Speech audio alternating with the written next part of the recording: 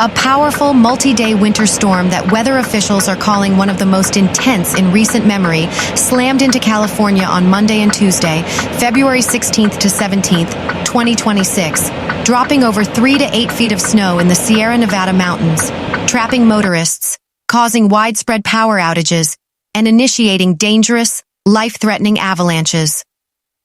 As of Tuesday evening, February 17th, 2026, the state is in a state of emergency, with the focus shifting from snow removal to search and rescue operations in the Backcountry. The storm, fueled by an atmospheric river, brought heavy rain to the valleys and treacherous, blinding snow to the mountains. By Tuesday, February 17th, the UC Berkeley Central Sierra Snow Lab confirmed that the storm was delivering some of the heaviest snowfall in 3 years. Total snowfall for the event is expected to reach 5 to 8 feet in higher elevations, transforming the landscape into a winter wasteland and creating whiteout conditions. This is not just a typical February storm, said a local weather expert. The accumulation rate is astonishing, often piling up multiple inches per hour, which overwhelms even experienced plow crews. The blizzard has paralyzed transportation in Northern California. Interstate 80, I-80, the primary route connecting Sacramento to Reno, was completely closed in both directions over the Donner Summit due to multiple vehicle spinouts, jackknifed big rigs, and near-zero visibility. The California Highway Patrol, CHP in Truckee, advised that all travel in the Sierra is unsafe. Should I stay or should I go? You should probably stay, the CHP stated in a social media post, emphasizing the severe danger. The California Department of Transportation, Caltrans, and the California Highway Patrol, CHP, announced a complete traffic hold on one of the busiest thoroughfares in the western U.S. Due to high winds, whiteout visibility, and feet of accumulating snow, I-80 was closed from Colfax to the Nevada state line, trapping travelers and halting commercial traffic on one of the most critical transportation arteries between California and Nevada. The UC Berkeley Central Sierra Snow Lab, located near Donner Pass, reported that the storm dropped over 28 inches, 71.5 centimeters, of snow in a single 24-hour period between Monday and Tuesday morning. Meteorologists at the lab described the intensity of the storm as having the worst conditions since February 2023, with heavy snowfall rates, howling winds, and visibility reducing to near 0 feet.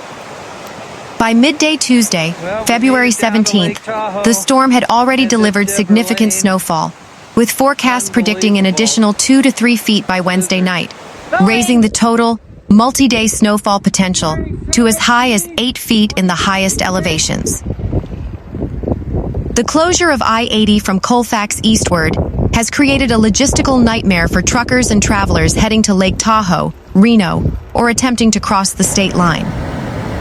Footage from Caltrans District 3 showed treacherous conditions, with snowplows struggling to clear the highway amidst intense, relentless dumping. Eastbound I-80 was restricted to commercial vehicles at Applegate, roughly 8 miles from Colfax, early on Tuesday, due to severe traction concerns.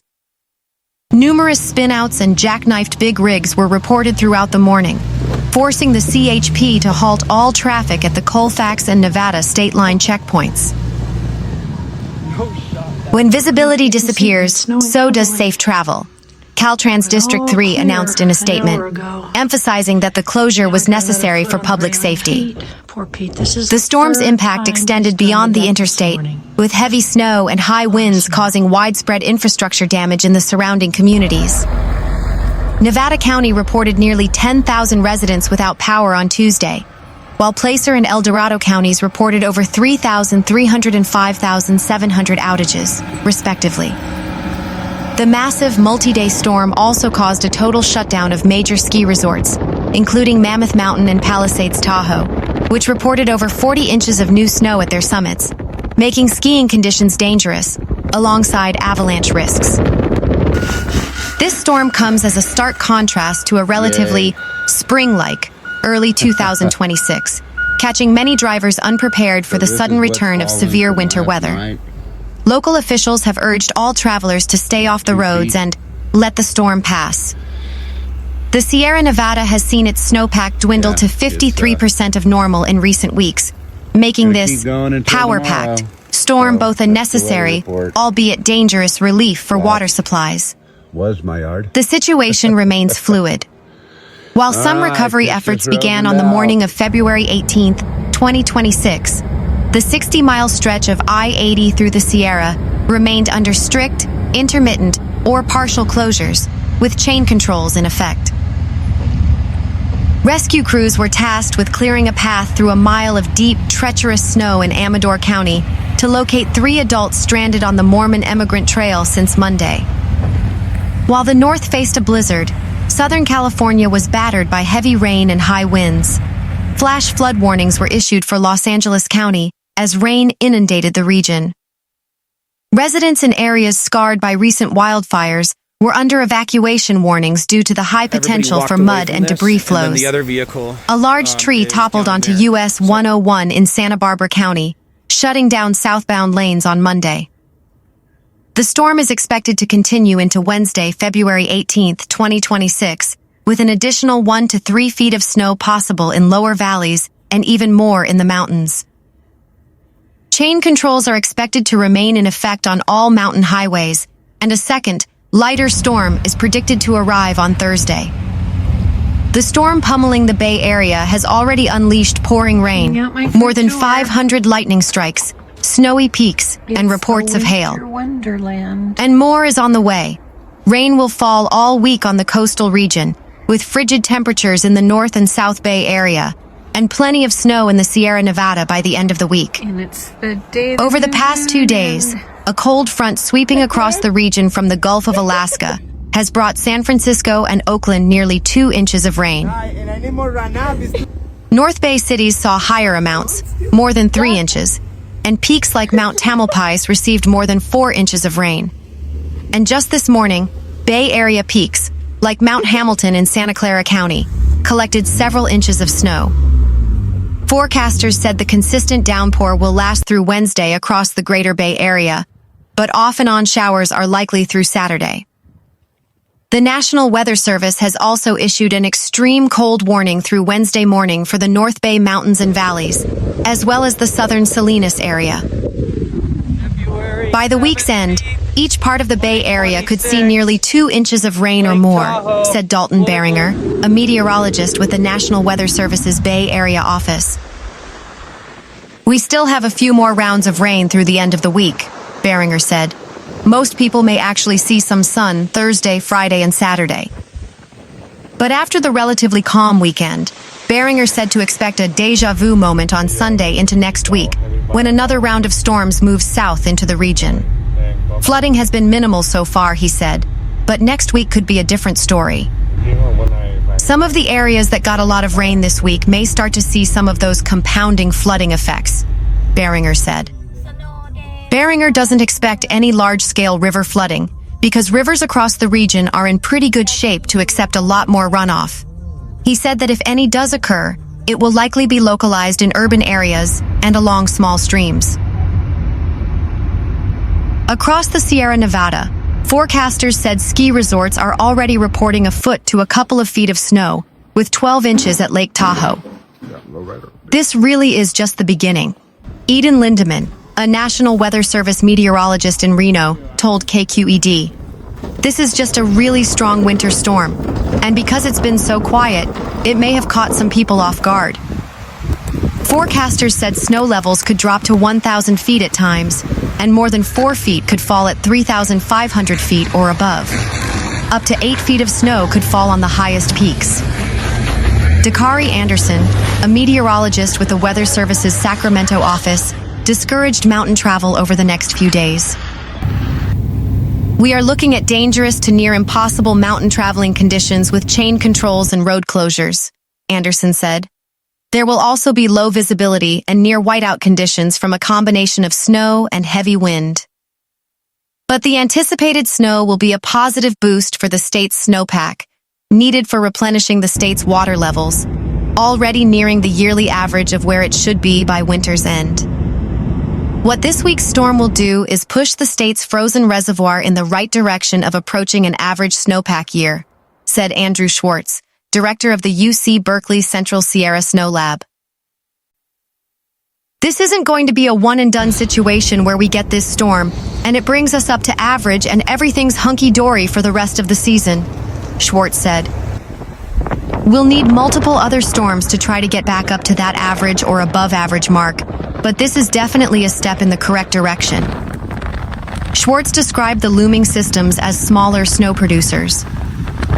But that's not necessarily the end of the world either, Schwartz said. If we get multiple storms that have little bits of snow, that's just as good as having one or two big storms. The Washoe County School District again closed its schools on Wednesday, citing hazardous conditions amid a storm that left mountain passes closed and as much as 8 inches of snow on valley floors. The district sent the message just after 5 a.m. Wednesday.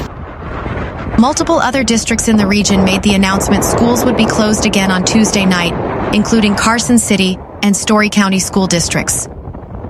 The University of Nevada, Reno, and Truckee Meadows Community College both announced Wednesday morning their campuses would remain closed. Both would resume online courses. WCSD told the Reno Gazette-Journal, Tuesday's snow day meant the school year would be extended by 1 day until Monday, June 8th. The district set up 3 contingency days until June 10th, but NOT has responded to if today's snow day means the last day of school for students is extended again.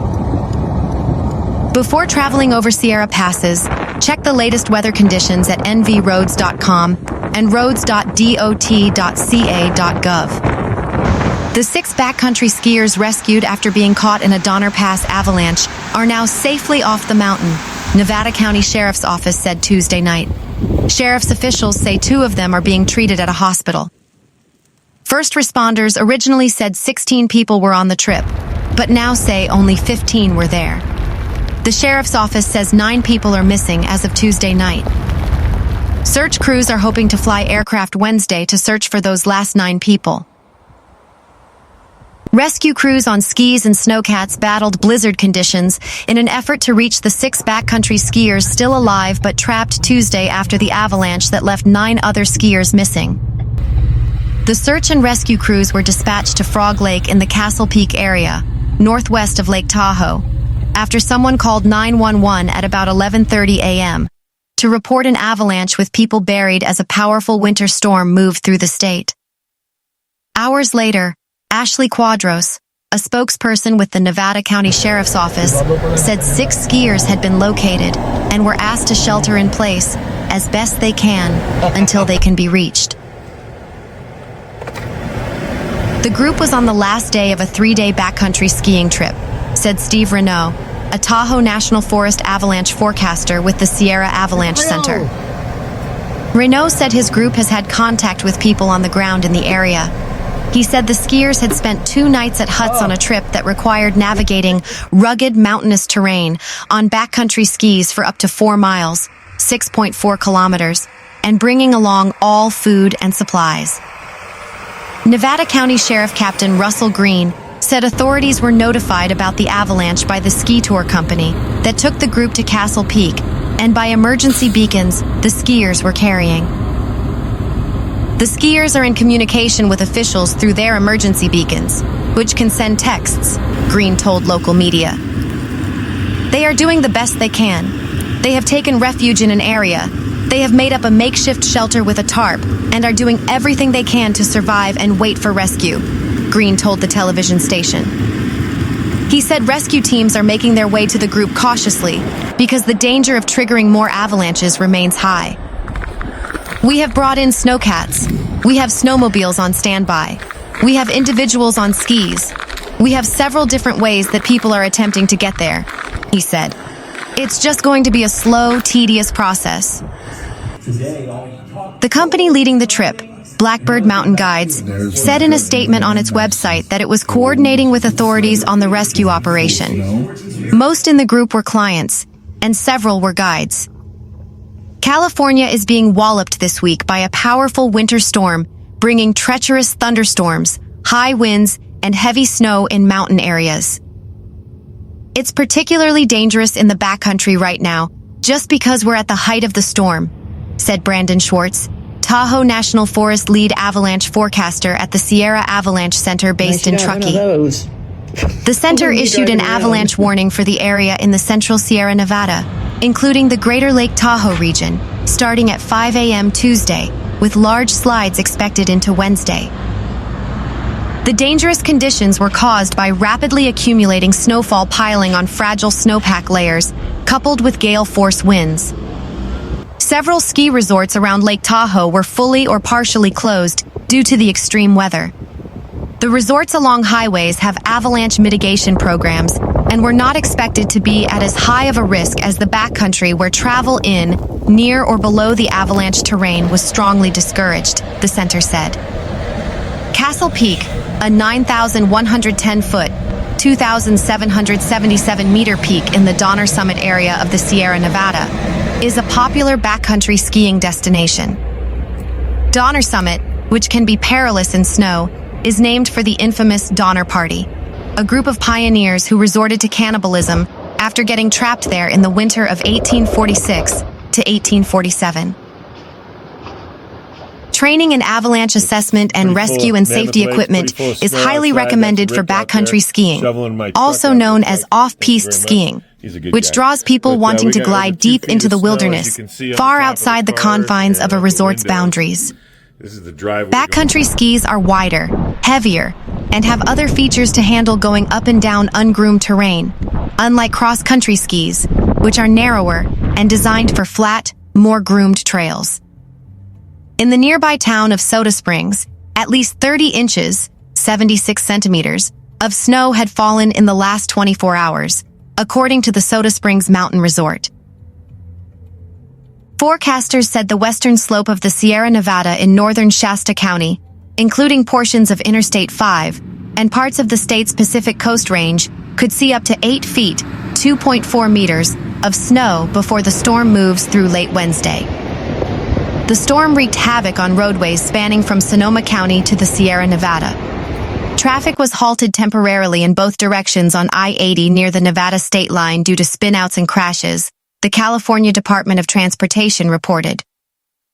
In January, an avalanche in the region buried a snowmobiler in snow and killed him, authorities said. Each winter, 25 to 30 people die in avalanches in the U.S., according to the National Avalanche Center. The biggest snowstorm of the winter is piling up across Reno. As snow continues to accumulate on driveways and neighborhood streets, many residents are wondering when plows will reach their area. Whether your street gets cleared depends on where you live and which agency maintains the road. The Nevada Department of Transportation and Washoe County have online trackers that allow residents to see where their snowplows are. Reno also provides guides outlining which routes take priority. Here's how northern Nevadans can get an idea of when a snowplow will reach their neighborhood. Residents can track NDOT's snowplows by visiting nvroads.com and selecting the snowplow option on the right-hand side of the website. If visitors double-click the snowplow icons, they can see the path the snowplow recently took.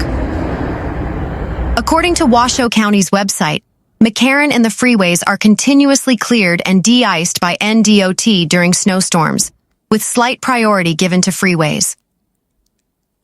Residents can also track Washoe County snowplow routes at gis.washoucounty.us. This map may be particularly useful for people living in the unincorporated areas of Washoe County, like Sun Valley, Cold Springs, and Incline Village, where crews were working as of 1:20 p.m. Reno's street system of 2,361 lane miles is divided into 20 routes during snow events. Priority is given to high-capacity arterial streets, collector streets that connect neighborhoods to arterial roads, school zones, and areas near emergency services.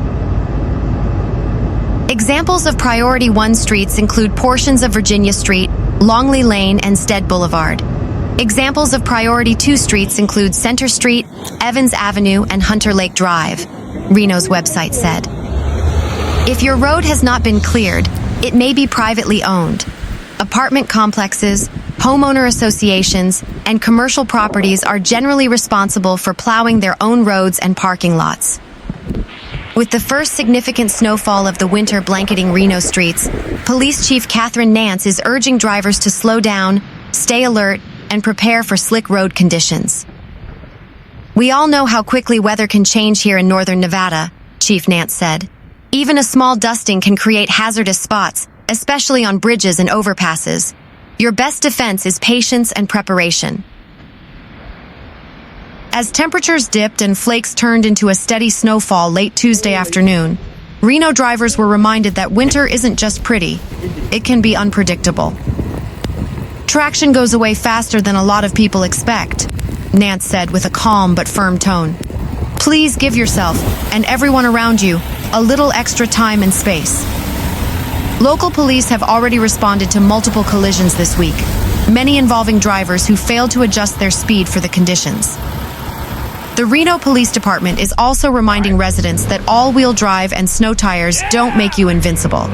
They just give you a bit more control. "The most reliable safety tool," Nance says, "is a cautious mindset." "We want everyone to get where you're going safely. It's better to be late than never," she added.